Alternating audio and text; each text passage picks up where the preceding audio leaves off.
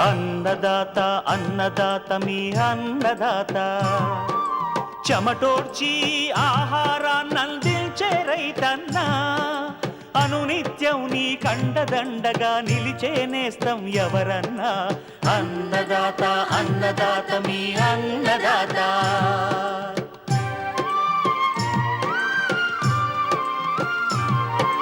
నూతన రీతుల సాగుబడికి, నూరింతలు పెరిగే దిగుబడికి సూచనలిచ్చే సస్య రక్షణకు, పశు పోషణకి శాస్త్ర విజ్ఞానం అందించి ముందుకు నడిపే తెలుగు రైతు భారతదేశానికి మకుటం అయ్యేలా తీర్చిదిద్దే ఆశయంతో మిమ్ము మేలు కొలిపేది అన్నదాత. అన్నదాత అన్నదాత మీ అన్నదాత. అన్నదాత అన్నదాత మీ అన్నదాత. అన్నదాత ప్రేక్షకులకు నమస్కారం. ఈనాటి ముఖ్యాంశాలు: వరి నాట్లు వేసే సమయంలో రైతులు తీసుకోవాల్సిన జాగ్రత్తలు, సమగ్ర సస్యరక్షణలో ఎరల పాత్ర, అంజూరా సాగులో అధిక దిగుబడికి మెలకువలు,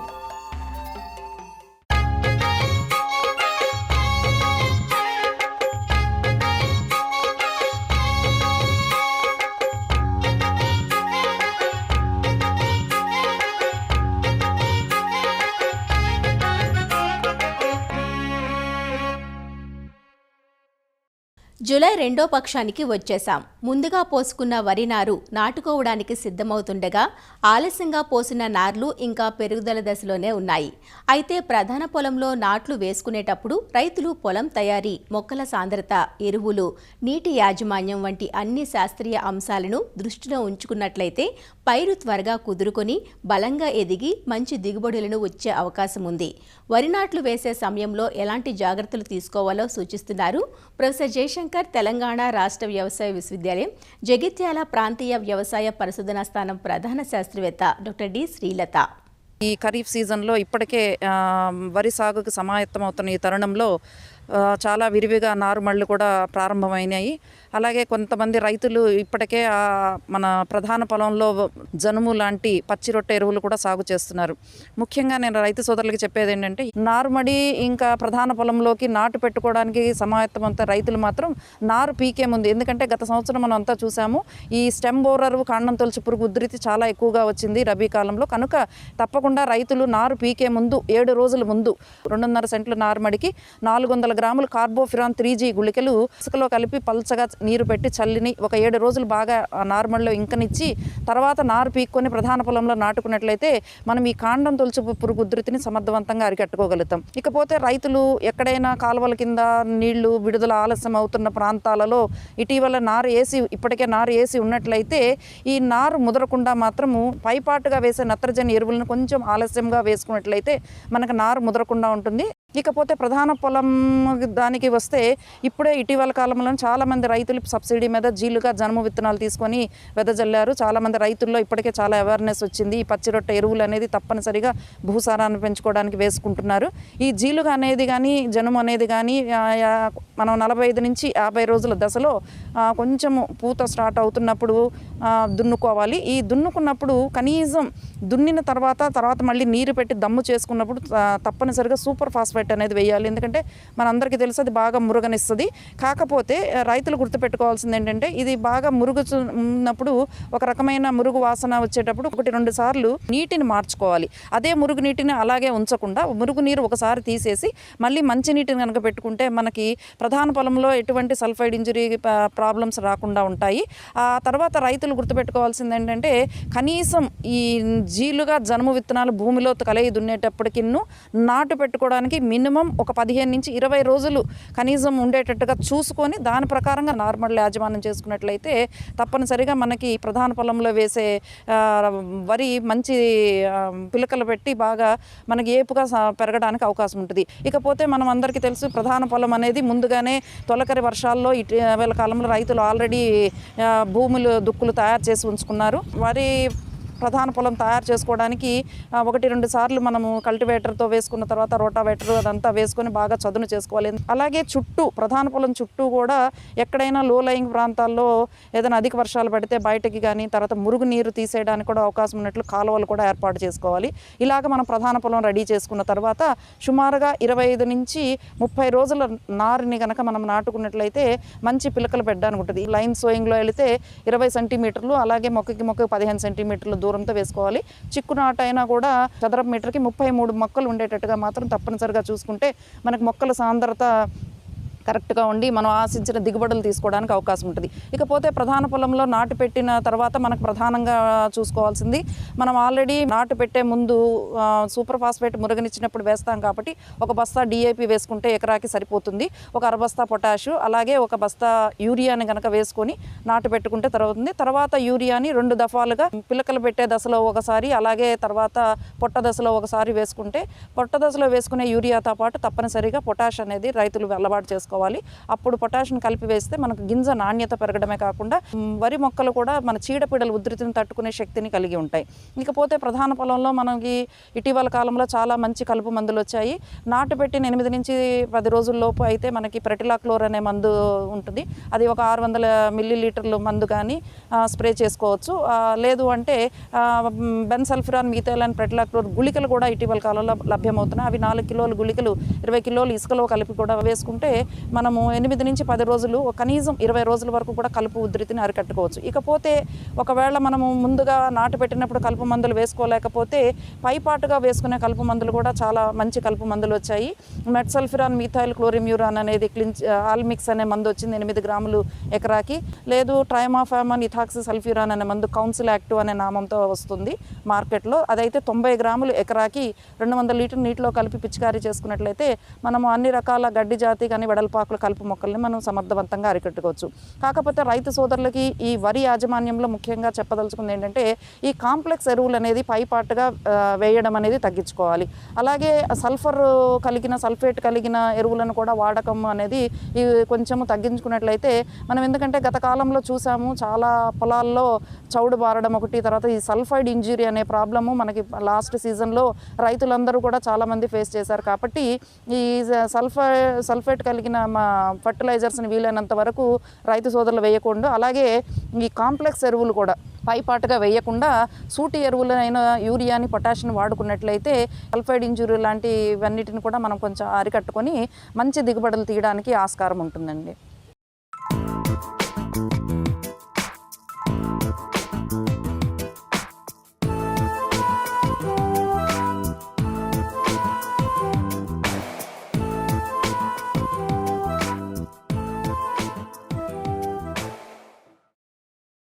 పండ్లలో అంజీర్ ఒకటి.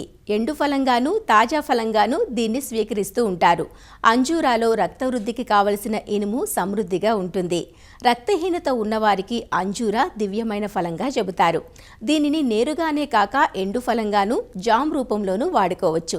దాదాపు అన్ని రకాల నేలల్లోనూ సాగు చేసుకోదగ్గ ఈ పంట సాగు విస్తీర్ణం, వినియోగం ఇటీవలి కాలంలో తెలుగు రాష్ట్రాల్లో పెరిగింది.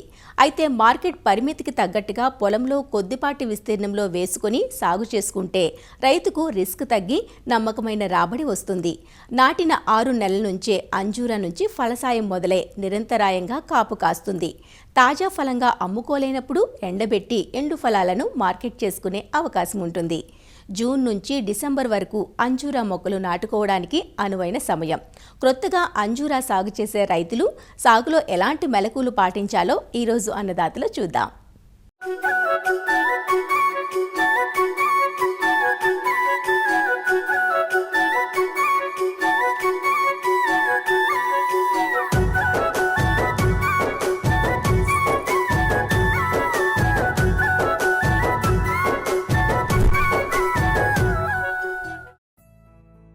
అంజూర ఉష్ణమండలపు పంట. వాతావరణ ఉష్ణోగ్రతలు 10 డిగ్రీల నుంచి 20 డిగ్రీల సెల్సియస్, పొడి వాతావరణం ఉండి కొద్దిపాటి వర్షపాతం కలిగిన ప్రాంతాల్లో ఈ పంట బాగా పెరుగుతుంది. కాయలు పక్వానికి వచ్చే సమయంలో వర్షాలు ఎక్కువగా ఉంటే కుంకుమ తెగులు ఆశిస్తుంది. అదేవిధంగా కాయలు పగిలి నాణ్యత తగ్గే ఆస్కారం ఉంటుంది. అంజూరాను తేలికపాటి ఇసుక నేలల నుంచి బరువైన బంక నేలల వరకు అన్ని రకాల నేలల్లో పెంచుకోవచ్చు. బాగా లోతైన నేలలు, మురుగునీటి సౌకర్యం ఉన్నట్లయితే ఆమ్ల భూములు కూడా అనుకూలం. ఉదజని సూచిక 6 నుంచి 6.5 మధ్య ఉండాలి. అంజూరాలో అంతర్జాతీయ స్థాయిలో Celeste, Brunswick, brown Turkey Marseilles, Adriatic Genoa, purple Genoa అనే రకాలు ఉన్నప్పటికీ మహారాష్ట్రలోని పూణె అనే రకం దక్షిణ భారతదేశం అంతటా బాగా ప్రాచుర్యం పొందింది. బ్రౌన్ టర్కీ, దయానా, దిన్కర్ మరియు బళ్ళారి రకాలు కూడా సాగులో ఉన్నాయి. మన ప్రాంతంలో అధికంగా పండించే పూణే రకం అంజూరా కాయలు గంట ఆకారం కలిగి మధ్యస్థ సైజులో ఉంటాయి. ఒక్కో కాయ 42 గ్రాముల వరకు బరువు ఉంటుంది. ఈ కాయలు పలుచని తోలుతో లేత ఊదారంగు కలిగి ఉండి గుజ్జు ఎర్రగా ఉంటుంది. కాయలు మంచి సువాసన కలిగి ఉంటాయి. అంజూరాను కత్తిరింపుల ద్వారా ప్రవర్ధనం చేస్తారు. బాగా ముదిరి 2-3 సంవత్సరాల వయసు కలిగిన కొమ్మల్ని ఎంచుకుని అందులో 1.5 సెంటీమీటర్ల మందం, 20 నుంచి 30 సెంటీమీటర్ల పొడవు కలిగిన కొమ్మలను నారుమడి పెంపకానికి వాడుకోవాలి. వీటిని కత్తిరించిన 24 గంటలలోపు నారుమడిలో నాటుకోవాలి. నాటే ముందు కొమ్మ పైభాగానికి బ్లైటాక్స్ మందును పూసుకోవాలి. క్రింది భాగాన్ని వేర్లు త్వరగా వచ్చే హార్మోన్ల ద్రావణంలో ముంచి నాటితే నారుమడిలో ఎక్కువ వేర్లు వచ్చి త్వరగా నిలదొక్కుంటుంది. నారుమడిలో బాగా పెరిగిన 12 నుంచి 15 నెలల వయసు కలిగిన నారు మొక్కలను ప్రధాన పొలంలో నాటడానికి వాడుకోవాలి.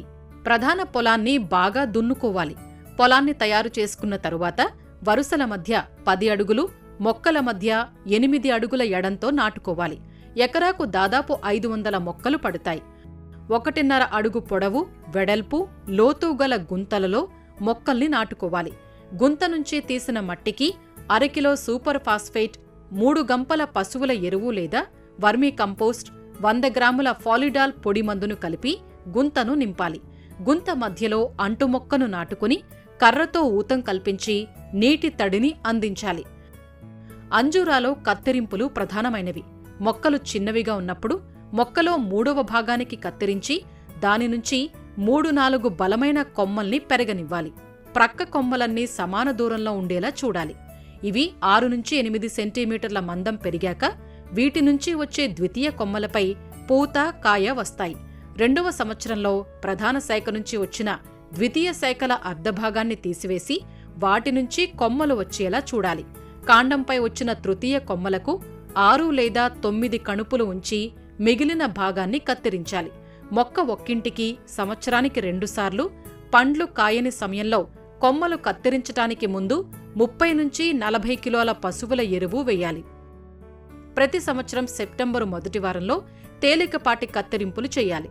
కత్తిరింపుల వల్ల చెట్టు పెరుగుదలను అదుపులో ఉంచటమే కాకుండా పండు నాణ్యత పెరుగుతుంది. అంజూరా నీటి ఎద్దడిని తట్టుకోలేదు. నీటి ఎద్దడికి లోనైతే దిగుబడులు తగ్గుతాయి. తేలిక నేలల్లో వేసవిలో 3 రోజుల వ్యవధిలో నీటిని ఇవ్వాలి.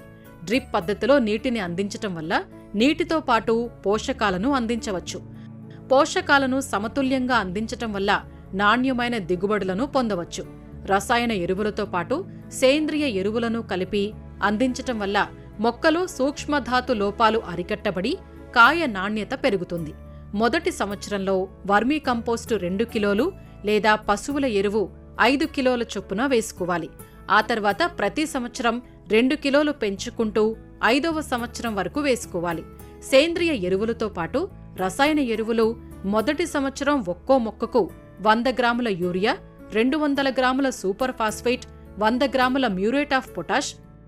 2వ సంవత్సరం ఒక్కో మొక్కకు 200 గ్రాముల యూరియా, 400 గ్రాముల సూపర్ ఫాస్ఫేట్, 200 గ్రాముల మ్యూరేట్ ఆఫ్ పొటాష్. 3వ సంవత్సరం ఒక్కో మొక్కకు 300 గ్రాముల యూరియా, 600 గ్రాముల సూపర్ ఫాస్ఫేట్, 300 గ్రాముల మ్యూరేట్ ఆఫ్ పొటాష్. ఆ పైన ఒక్కో మొక్కకు 500 గ్రాముల యూరియా, 1 కిలో సూపర్ ఫాస్ఫేట్, 500 గ్రాముల మ్యూరేట్ ఆఫ్ పొటాష్ అందించాలి. నీటి వసతి ఉన్న ప్రాంతాల్లో ఈ ఎరువులను 3 సమభాగాలుగా చేసి ఫిబ్రవరి, మార్చి మాసాల్లో ఒకసారి, జూన్, జూలైలో మరొకసారి, అక్టోబర్, నవంబర్ మాసాల్లో కత్తిరింపుల తర్వాత 3వసారి వేసుకోవాలి. వర్షాధార ప్రాంతాల్లో ఎరువుల మోతాదు కొద్దిగా తగ్గించి తొలకరిలో ఒకసారి, అక్టోబర్, నవంబర్ మాసాల్లో కత్తిరింపుల తర్వాత వేసుకోవాలి. అంజూరా నాటిన 7-8 నెలల నుంచే పూత కాసి కాయలు కాస్తాయి. ప్రతి ఆకు దగ్గర ఒక్కో కాయ కాస్తుంది. నాటిన 3వ సంవత్సరం నుంచి దిగుబడులు పెరుగుతాయి. ఒక్కో చెట్టు నుంచి 150 నుంచి 200 పండ్ల దిగుబడి వస్తుంది. అంజూరా కాయలన్నీ ఒకేసారి కాకుండా మార్చి ఏప్రిల్ నుంచి జూన్ జూలై వరకు ప్రతిరోజూ పక్వానికి వచ్చిన కాయల్ని కోసి మార్కెట్కు పంపాలి. కాయలు ఆకుపచ్చ నుంచి లేత ఊదా రంగుకు లేదా ఎరుపుగా మారటం, కాయ మెత్తగా మారటం, కాయ చివరి రంధ్రం తెరుచుకుని లేత గులాబీ రంగుకు మారటం వంటి లక్షణాలు కాయ పక్వానికి వచ్చినట్లు గుర్తించవచ్చు. దీనిని బట్టి కాయలు కోత కోయాలి. దగ్గరి మార్కెట్కైతే బాగా పక్వానికి వచ్చాక, దూరపు ప్రాంతాలకైతే కొద్దిగా గట్టి కాయలను కోసి అమ్మకం చేసుకుంటే సాగు లాభసాటిగా ఉంటుంది.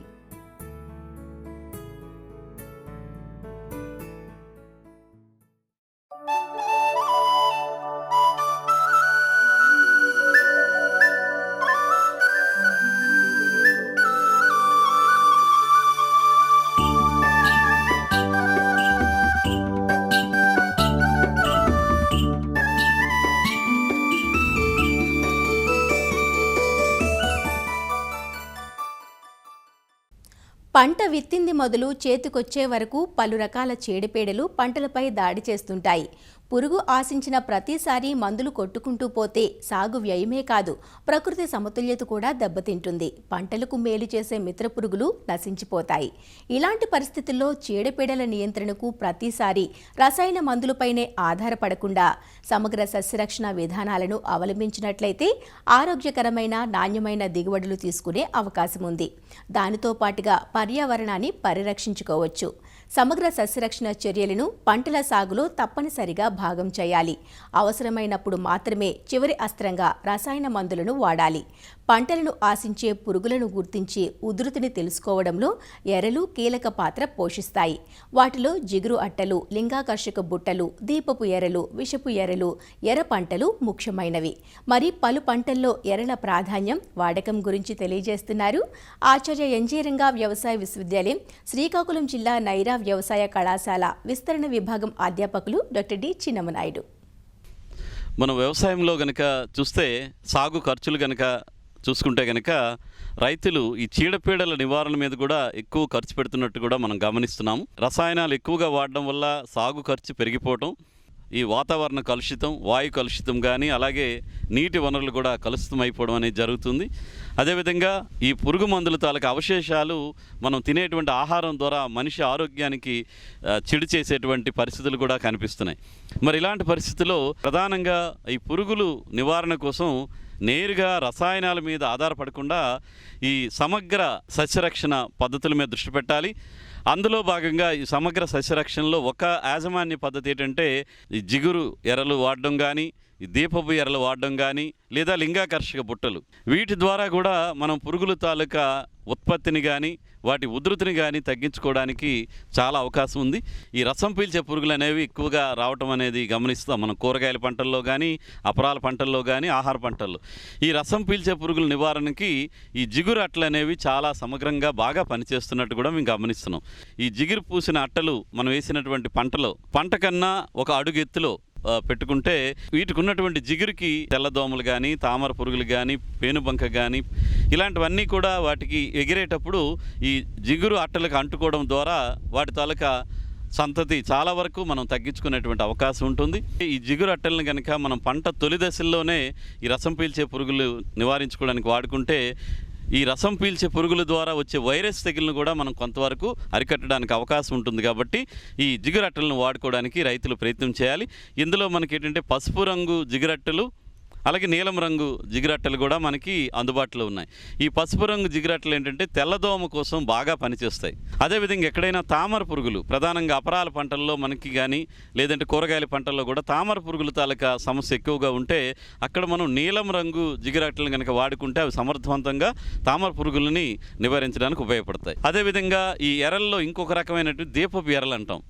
వీటిని ఏంటంటే మనం పొలం పరిసరాల్లో ఈ దీపపు ఎరలను కనుక రాత్రిపూట సాయంత్రం 6 గంటలు 7 గంటల నుంచి మనం వీటిని కనుక వెలిగించుకునే విధంగా అమర్చుకుంటే కనుక ఈ దీపపు కాంతికి చాలా రకాలైనటువంటి పురుగులు, ప్రత్యేకంగా ఏంటంటే మనకి పంటకి హాని చేసే పురుగులే ఎక్కువగా ఈ దీప ఎరలకి ఆకర్షిస్తున్నట్టు కూడా పరిశోధనలు తెలియజేస్తున్నాయి. లేదా రైతు స్థాయిలో కూడా వాళ్ళకి సరఫరా ఉంటే కనుక ఒక బల్బు పెట్టుకొని దాని కింద ఒక ట్రే పెట్టి దాంట్లో వాటరు కొంచెం కిరోసిన్ వేసి పైన ఫన్నెల్ టైప్ అంటే రివర్స్ కోన్గా ఉండేటువంటి బల్బు పైన కనుక పెడితే ఈ వెలుతురికి ఈ పురుగులు వచ్చి ఆ కోన్ దగ్గర వచ్చి రివర్స్లో మళ్ళీ బుట్టలో పడిపోవడానికి అవకాశం ఉండేటువంటి ఉంటాయి. కాబట్టి ఈ విధంగా మనం ఈ దీపపు ఎరల్ని పొలాల్లోనూ వాడుకోవచ్చు, ఎక్కడైనా స్టోరేజ్ గొడవల్లో కూడా వాడుకోవడం ద్వారా చాలా వరకు పంట నష్టాన్ని, అదేవిధంగా నిల్వ చేసే ఈ ధాన్యాల నష్టాన్ని కూడా చాలా వరకు తగ్గించుకోవడానికి అవకాశం ఉంటుంది. ఇకపోతే సాధారణంగా రైతు స్థాయిలో బాగా ఎక్కువగా మనకు విరివిగా ఉపయోగపడేవి ఏంటంటే లింగాకర్షక బుట్టలు. ఇందులో ప్రధానంగా ఏంటంటే మనకి చాలా రకాల లింగాకర్షక బుట్టలు ఇప్పుడు అందుబాటులోకి ఉన్నాయి. వీటిలో ప్రధానమైనటువంటి సూత్రం ఏంటంటే ఈ లింగాకర్షక బుట్టల్లో మనం బుట్టతో పాటు ఒక ల్యూర్ పెడతాం. ఆ ల్యూర్ ఏంటంటే ఒక రకమైన రసాయనం, ఆడపురుగులు విడుదల చేసేటువంటి రసాయనం ఏ వాసనతో కలిగి ఉంటాయో అలాంటి రసాయనాన్నే ఈ ఫెరమోన్ ట్రాప్స్లో మనం వాడుకోవడం ద్వారా దీని ద్వారా ఏముందంటే మగ పురుగులు భ్రమపడి ఆడపురుగుల నుంచి వచ్చిన వాసనగా భ్రమపడి ఈ ట్రాప్స్లో పడి చనిపోవడం అనేది జరుగుతుంది. మగ పురుగుల తాలూకా సంఖ్యను తగ్గించడానికి మనకు ఇవి ఎక్కువగా లింగాకర్షక బుట్టలు అనేవి వాడతాం. తద్వారా ఏంటంటే మగ పురుగుల సంఖ్య ఎప్పుడైతే తగ్గిపోయిందో అవి ఆడపురుగులతో కలిసి వాటి సంతానోత్పత్తి ఉండదు. కాబట్టి తద్వారా పురుగుల తాలూకా మోతాదు సంఖ్యను తగ్గించుకోవడానికి మనకు ఈ లింగాకర్షక బుట్టలు అనేవి చాలా వరకు ఉపయోగపడతాయి. ఇందులో మనకి ప్రధానంగా ఏంటంటే వరి పంటలో కానీ కూరగాయల్లో కూడా ఎక్కడైతే కాండం తొలిచే పురుగులు లేదంటే కాయ తొలిచే పురుగుల సమస్య ఉంటుందో అక్కడ మనం ఈ ఫన్నెల్ ట్రాప్స్ అనేవి వాడుకుంటాం. చాలామంది రైతులు కూడా చూసే ఉంటారు. అందులో జాలి ఉంటుంది, ఆ పైన ల్యూర్ ఉంటుంది. ఆ ల్యూర్ వాసనకి మగ పురుగులన్నీ కూడా ఆకర్షించబడి ఈ జాలి లాంటి ఏదైతే ప్లాస్టిక్ జాలిలాగా ఉంటుందో అందులో పడిపోతాయి. దాంట్లో పడినటువంటి పురుగుల సంఖ్యను బట్టి కూడా మనం పంటలో ఆ పురుగు తాలూకు ఉధృతి ఏ విధంగా ఉందని ఒక నిర్ధారణ చేసుకొని తక్కువగా ఉంటే ఎటువంటి రసాయనాలు కూడా మనం పిచికారి చేయాల్సినటువంటి అవసరం లేదు. ఒకవేళ సంఖ్య ఒక రోజు పడేటప్పుడు 5 నుంచి 10 పురుగులు దాటి మగ పురుగులు కనుక మన ఫన్నెల్ ట్రాప్స్లో కనిపిస్తే అక్కడ పురుగు ఉధృతి పెరుగుతుందని గమనించి రాబోయే వారం రోజుల్లోనే మనం ఏదైనా అవసరం మేరకు రసాయనాలు పిచికారీ ద్వారా కానీ లేదంటే వేప నూనెని ముందుగా పిచికారీ చేయడం వల్ల రసాయనాల మీద పెట్టేటువంటి ఖర్చుని చాలా వరకు తగ్గించుకోవడానికి అవకాశం ఉంటుంది. ఈ లీఫ్ మైనర్సు పాము పొడ పురుగు నివారణ కోసం ఈ టమాటాలో కానీ వేరుశెనగలోని మనం డెల్టా ట్రీ ట్రాప్స్ లాంటివి వాడుకుంటే అక్కడ వాటి తాలూకు ఉపయోగం చాలా ఎక్కువగా ఉంటుంది. మనకి మామిడి కానీ లేదా పపాయ కానీ జామ కానీ సపోటా కానీ ఇలాంటి వాటిల్లో ఈ ఫ్రూట్ ఫ్లై అంటే పండు ఈగతాలకు సమస్య ఎక్కువగా ఉంటుంది. వాటికి సంబంధించి ఈ మిథైల్ యుజినాల్తో కూడినటువంటి ల్యూర్తో కూడినటువంటి ఈ ఫెరమోన్ ట్రాప్స్ అని చెప్పేసి మనకి ఎక్కువగా దొరుకుతూ ఉంటాయి. నీడ ప్రదేశంలో కొమ్మలకి గనక వేలాడదీస్తే మగ పండు ఈగలు చాలా వరకు ఆకర్షింపబడతాయి. కాబట్టి ఆ విధంగా మనకి ఈ పండ్ల తోటల్లో ఈ పండు ఈగతాలకు సమస్యని చాలా వరకు తగ్గించుకోవడానికి అవకాశం ఉంటుంది. అదేవిధంగా ఈ దోస కానీ బీర కానీ గుమ్మడి కానీ ఇలాంటి తీగజాతి కూరగాయల్లో కూడా ఈ మనకి పండు ఈగ సమస్య ఎక్కువ ఉంటుంది. అక్కడ కూడా మనకి ఏంటంటే క్యూ ల్యూర్ అని చెప్పేసి అలాంటి ల్యూర్ని వాడుకోవడం ద్వారా మన పండు ఈగ సమస్యను మనం సమర్థవంతంగా నివారించుకోవడానికి ఆస్కారం ఉంటుంది. అదేవిధంగా మనకి కొబ్బరి తోటల్లో వచ్చేటువంటి మనకి కొమ్ము పురుగు కానీ అదేవిధంగా ఎర్రముక్కు పురుగు అంటారు. ఆ పురుగుల నివారణ కోసం మన కొబ్బరి తోటల్లో బకెట్ ట్రాప్స్ అంటాం. బకెట్ ట్రాప్స్ను వాడుకోవాలి. 2 రకాలు, ఒకటి కొమ్ము పురుగుకు సంబంధించింది, ఒకటి ఎర్రముక్కు పురుగుకు సంబంధించిన బకెట్ ఒకటి కనుక మనం ఆ ల్యూర్తో పాటు వేలాడదీస్తే అందులో ఈ కొమ్ము పురుగులు లేదంటే ఎర్రముక్కు పురుగుల తాలూకా మగ పురుగులు అందులో పడిపోతాయి. పురుగులు అయితే చావవు, కానీ వాటిని మనం గమనించుకొని ఆ పురుగులను తీసి మనం నాశనం చేయాలి. కాబట్టి ఈ విధంగా మనం పంటను బట్టి మనం రకరకాలుగా పురుగులను బట్టి కూడా చాలా రకాలుగా ఈ లింగాకర్షక బుట్టలు వాడుకోవాల్సిన అవసరం ఉంటుంది. కాబట్టి వీటి మీద మరింత అవగాహన పెంచుకొని ఈ పురుగుల నివారణ కోసం వీటిని సమగ్ర సస్యంలో భాగంగా వాడాలని చెప్పేసి కోరుతున్నాను. మరిన్ని విభిన్న అంశాలతో రేపటి అన్నదాతలో మళ్ళీ కలుసుకుందాం. అంతవరకు సెలవు, నమస్కారం. అన్నదాతలు తమ సందేహాలు సమస్యలను 1800-425-4085 టోల్ ఫ్రీ నంబర్లో ఉదయం 10 నుంచి 11 గంటల మధ్య పని దినాలలో సంప్రదించగలరు. ఈ కార్యక్రమాన్ని యూట్యూబ్లో www.youtube.com/అన్నదాత ఈటీవీ లింక్ ద్వారా వీక్షించవచ్చు. అన్నదాత కథనాలు ఈటీవీ విన్ మొబైల్ యాప్లోనూ వీక్షించండి.